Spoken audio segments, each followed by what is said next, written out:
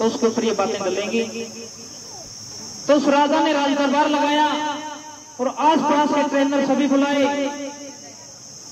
और राजा ने आदेश कर दिया कि भाई जो भी इन घोड़ों को ट्रेन कर देगा उसको इनाम भी दिया जाएगा और राज दरबार में भी रखा जाएगा। तो मेरी बहनों, उन सभी घोड़ों में से 4 घोड़े ऐसे निकले, कोई भी ट्रेनर उन घोड़ों को ट्रेन नहीं कर सका। तो दोबारा से राज दरबार लगा। राजा ने फिर कहा, फिर ऐलान किया कि भाई जो भी ट्रेनर इन 4 घोड़ों को ट्रेन कर देगा उसको मुंह मांगा इनाम दिया जाएगा और हमेशा के लिए राज दरबार में रखा जाएगा। तो मेरी माता बहनों, सभी ट्रेनरों ने हाथ खड़े कर लिए।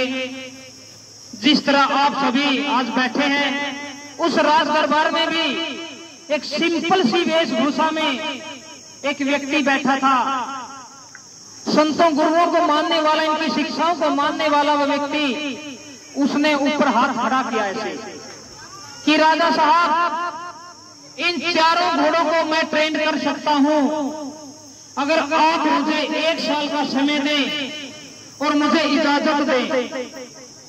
तो राजा हंसने लगा। साथियों, राजा हंसने लगा, कहा कि भाई बड़े बड़े ट्रेनर फेल हो गए, तुम तो एक साधारण सी वेशभूषा में साधारण से इंसान हो, आप इन घोड़ों को ट्रेन नहीं कर सकते।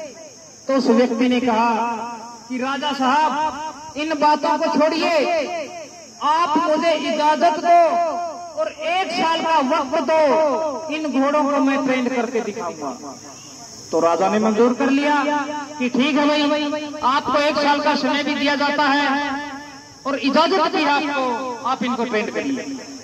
फिर उस व्यक्ति ने कहा कि राजा साहब, मेरे रहने की, खाने की, पीने की, सोने की व्यवस्था, जहां पर ये 4 घोड़े रहते हैं, जिस प्लॉट में चलते फिरते दौड़ते हैं, मेरी व्यवस्था भी 1 साल तक वहीं कर दी जाए।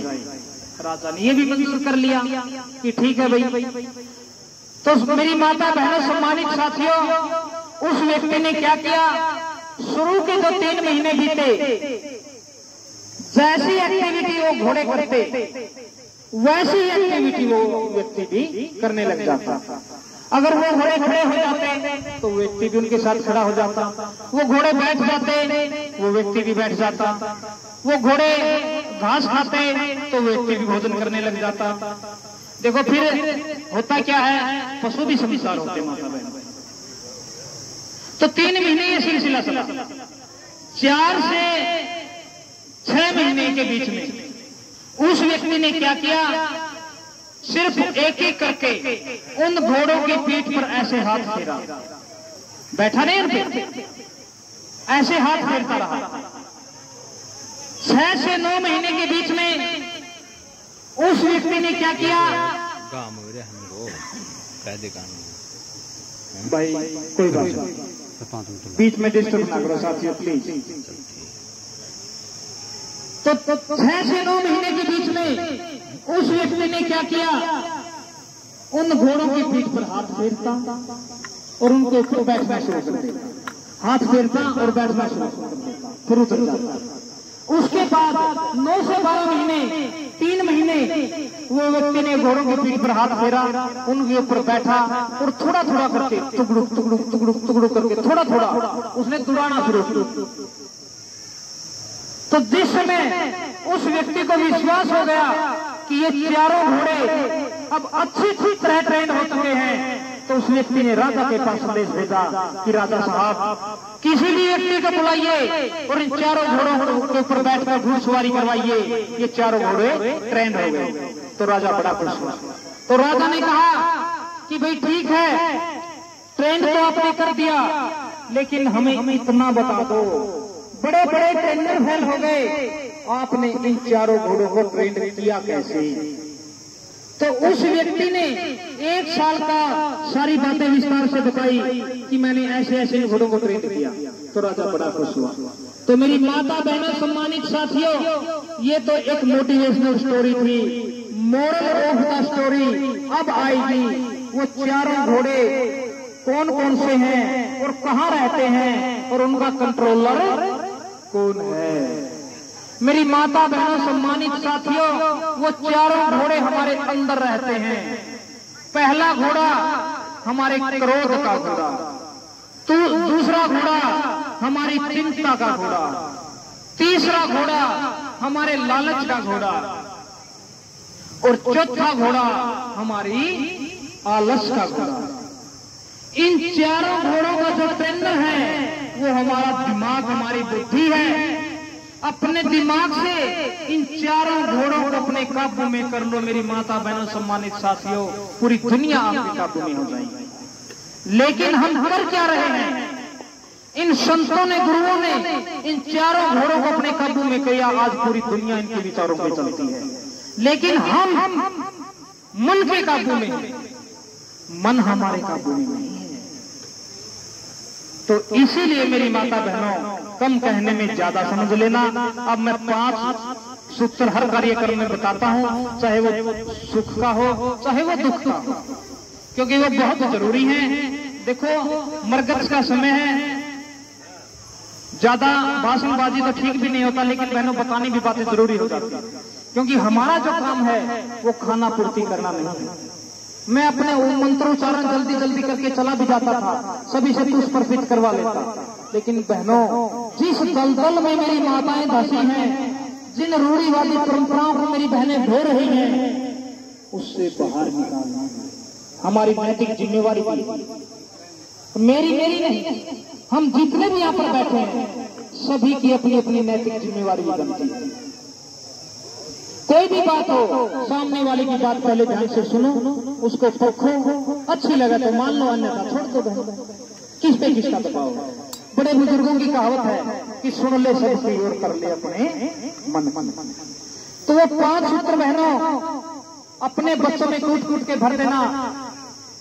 आपको चिंता करने की जरूरत है कि मेरा बच्चा कहीं पर असफल हो जाएगा। पहला सूत्र है शिक्षा का। अपने बच्चों को अच्छी अच्छी शिक्षा दो, अच्छे अच्छे स्कूलों में पढ़ाओ, ऊंची से ऊंची डिग्री लेने के लिए प्रेरित करो और उनको विद्वान बनाओ, क्योंकि शिक्षा हर मानव के जीवन का आधार है, जो करती सबके सपने साकार है। शिक्षा पर जोर होगा तो देश तरक्की की ओर होगा। इसके बाद इसीलिए तो बाबा साहब ने कहा था कि शिक्षा ही वो शेरनी का दूध है, तो जितना पिएगा वो उतना दहाड़ेगा। इसके बाद दूसरा सूत्र है बच्चे के संस्कार का। जितनी ऊंची बच्चे की शिक्षा होगी उतने ऊंचे बच्चे के संस्कारों का होना भी जरूरी है। लेकिन बच्चा संस्कार सीखेगा कहां से? जिस घर में, जिस परिवार में बच्चा पढ़ता बड़ा होता है, वहीं से संस्कार सीखना शुरू कर देता है। और सही मायने में बच्चे के संस्कार मेरी माता बहनों, माँ के गर्भ में शुरू हो जाते हैं। वो बच्चा जब गर्भ में होता है तो माँ किस तरह के चलचित्र देखती है, कैसी संगत में उठती बैठती है, किस तरह की चर्चाएं वो सुनती है, इसका असर पड़ता है बच्चे। ये बच्चे के 2 पंख है, शिक्षा और संस्कार। अपने बच्चों में अच्छे अच्छे संस्कार डालो। इसके बाद तीसरा सूत्र आता है बच्चे की संगत का। मेरी माता बहनों सम्मानित साथी, +2 तक के स्कूल हर गांव में मिलेंगे। जब ऊंची डिग्री लेने के लिए हम बच्चों को कॉलेज और यूनिवर्सिटियों में भेजते हैं, BA की डिग्री चाहिए, कॉलेज यूनिवर्सिटी जाओ। MA की डिग्री चाहिए, कॉलेज यूनिवर्सिटी जाओ। LLB की डिग्री चाहिए, कॉलेज यूनिवर्सिटी जाओ। PhD की डिग्री चाहिए, कॉलेज यूनिवर्सिटी जाओ। MBA की डिग्री चाहिए, कॉलेज यूनिवर्सिटी जाओ। अगर उन डिग्रियों के साथ साथ हमने इंसान बनने की डिग्री अपने बच्चों को दिलानी है, तो बाबा साहब अम्बेडकर के रास्ते पे आना पड़ेगा मेरी माता बहन, दूसरा कोई रास्ता नहीं। और वहां पर कॉलेज और यूनिवर्सिटी में अगर बच्चे को संगत अच्छी मिल जाती है तो बच्चा अच्छा बनता है, अगर वहां पर संगत बुरी मिलती है तो बच्चा बुरा बनता है। उस जवान अवस्था में संगत का इतना बुरा प्रभाव होता है मेरी माता बहनों, वो बच्चा अपने माँ बाप का कहना नहीं मानता, यार दोस्तों का कहना तुरंत मान जाता है, जिसकी बदौलत माँ बाप को बड़े बड़े दुख देखने पड़ते हैं। जीते जी मर जाता है माँ बाप, लेकिन करें क्या, जवान बेटा बेटी के सामने झुकना पड़ता है। समझदार के लिए इशारे का।